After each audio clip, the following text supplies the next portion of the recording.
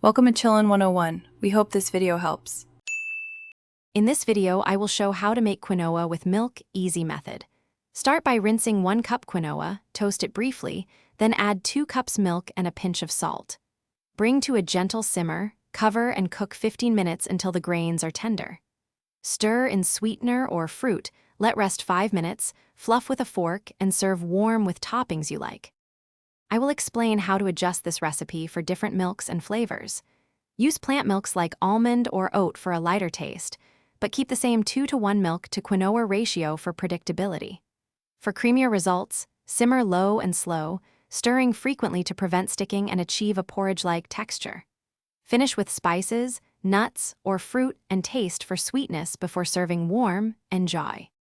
Quick recommendation: if you're enjoying this, please like and subscribe for more simple recipes and tips. On another note, musical notes bring your space to life with the Echo Dot smart speaker. Check the link in the description for this product and other deals.